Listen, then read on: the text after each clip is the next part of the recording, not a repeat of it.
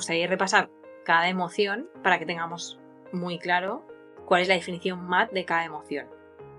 ¿Vale? Entonces, la primera sería el miedo.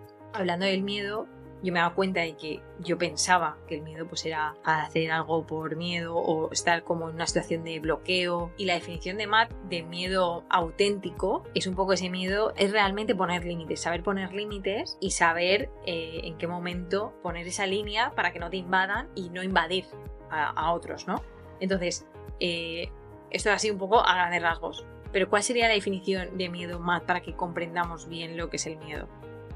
El miedo auténtico, según el MAT, es nuestra capacidad innata que todos tenemos de percibir las amenazas a nuestra integridad física o psicológica y a la integridad de los demás. Y, una vez percibidas esas amenazas, poder defendernos.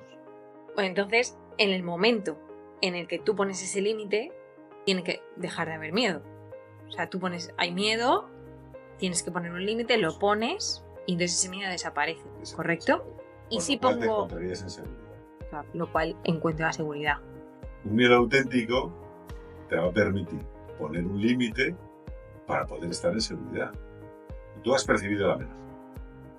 Entonces pones el límite y no dejas que esa amenaza te invada. O tú estás invadiendo a alguien. Te pones un límite y dejas de invadir al otro. Claro.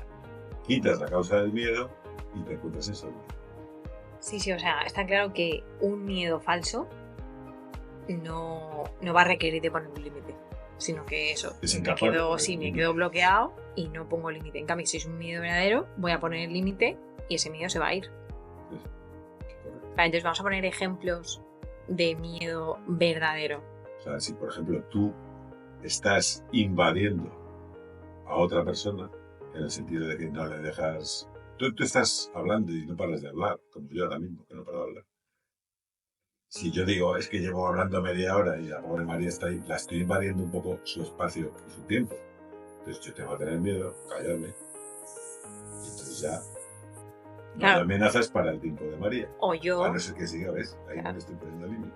Claro, entonces si yo tengo el límite y te digo, oye, déjame hablar, entonces estoy poniendo un miedo sano, un miedo auténtico, en el sentido de, bueno, te pongo el límite y entonces ese miedo desaparece. Exacto. Tú no me invades y yo no te dejo que me invadas. Y lo bueno es que los dos nos demos cuenta. Hay una emoción que es la tristeza, que, bueno, yo el concepto también que tenía era de malo, ¿no? No quiero sentir la tristeza porque es un momento que sufro quizás.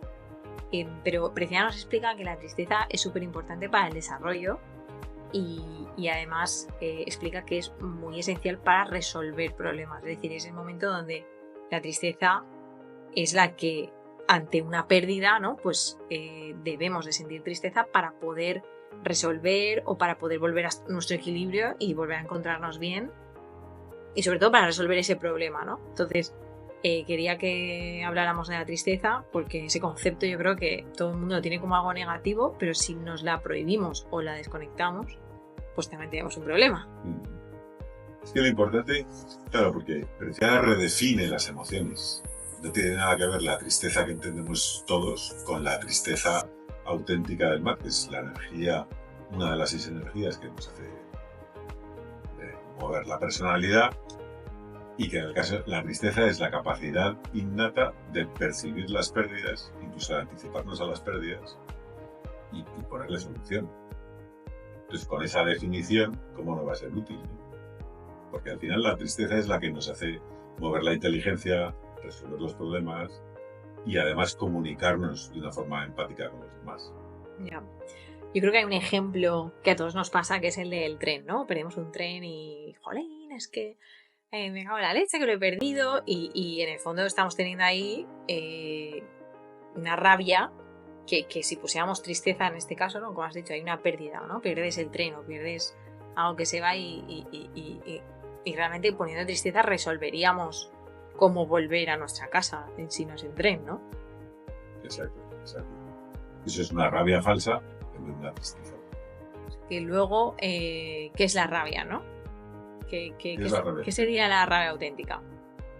O sea, la rabia, como una de las 6 emociones auténticas que define el MAT, es nuestra capacidad de percibir que nos están manipulando o mintiendo o tergiversando las cosas y de reaccionar ante ello. ¿Para qué? Pues para recuperar el equilibrio de decir, oye, así no me hagas las cosas, así sí, y poder tener valores comunes compartidos, ¿no? La rabia según el mar no es el cabreo. La rabia según el mar es ver cómo resolver una situación donde te están manipulando. Claro, porque el concepto que tenemos de rabia realmente sería el concepto de rabia hinchada en el MAT, que es el cabreo de, jolín, es que esto puede ser, porque tal. Realmente es una rabia hinchada que no es una rabia auténtica, digámoslo, sana, en el sentido de que no acaba resolviendo, porque está tan inflada que lo único que hace es impedirte poner justicia en el asunto, ¿no? Porque ¿cómo sería una rabia hinchada realmente? No, pero bueno, no solo eso. Por una rabia hinchada quiere decir, bueno, aparte que además es falsa. Claro. Es decir, me cabreo. Si he dicho que la rabia, según el mar, es la capacidad de percibir que nos está manipulando, mintiendo y tal, pues entonces la naturaleza, el clima, las cosas inanimadas no nos deberían provocar rabia. Yeah. Porque, quiero decir, el clima no nos puede manipular. Entonces me cabreo porque llueve. Pero bueno, enhorabuena, pero es que no vas a resolver nada. Yeah. Esa es la típica situación de rabia falsa. Y además, yo creo que esa rabia falsa en el fondo te está quitando energía, ¿no? Porque estás poniendo ahí una rabia, estoy agotado y no sé de qué. Sí, de estar cabreado cuando no toca.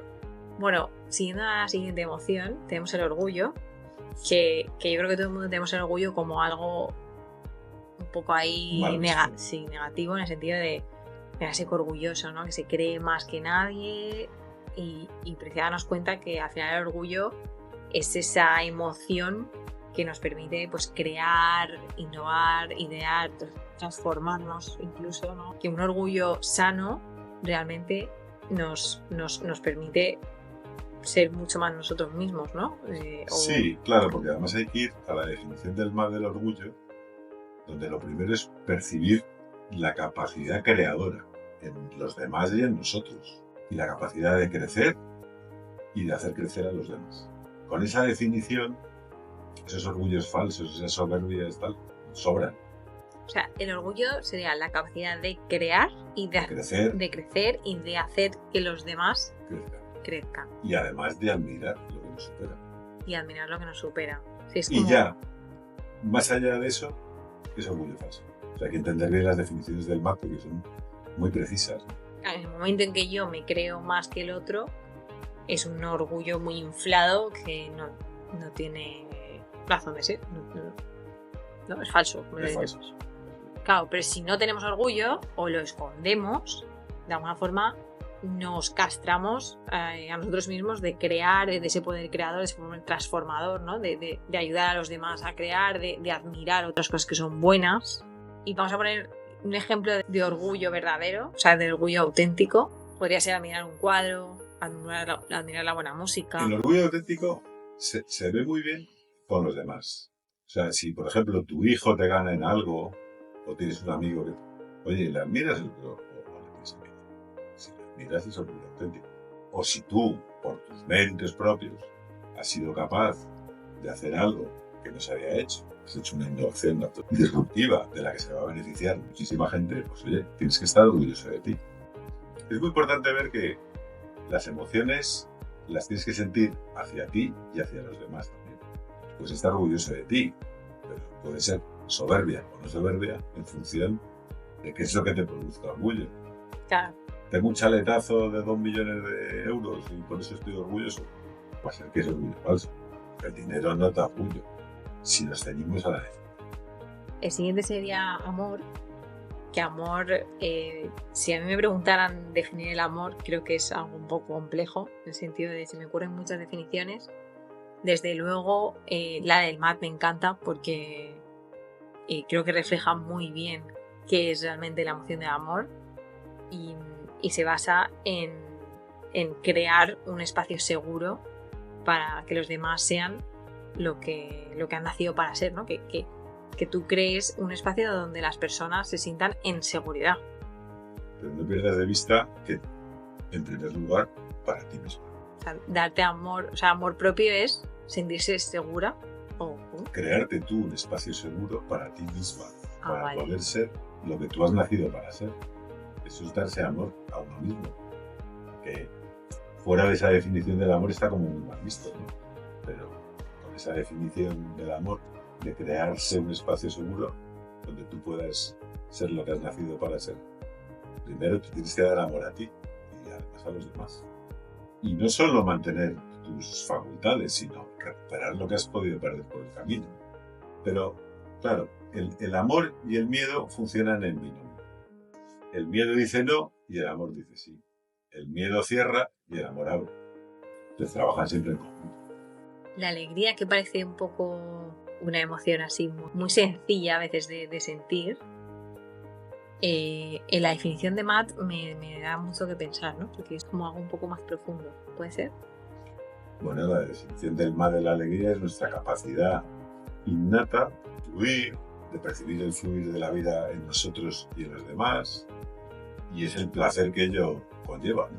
Y luego también es la capacidad de quitarnos pesos muertos de encima que nos apoyen ese fluir. Al final es esa capacidad de estar en la vida. Sí, o sea, una persona alegre sería una persona que fluye con el improvisar o simplemente fluye con las situaciones que pasan, sean buenas, malas o como sean, sino que te vas adaptando un poco con alegría, ¿no? Y luego es la capacidad de encontrar verdades que hagan que veas que ese fluir fluye más, ¿no? Sí, porque cuando encuentras una verdad o algo que consideras una verdad, ¿no? Como que te da una alegría brutal de decir, esto es lo que estaba buscando o esto es la verdad sobre este tema, ¿no? Sí, aunque las verdades siempre van a más, ¿no? Nunca son definitivas.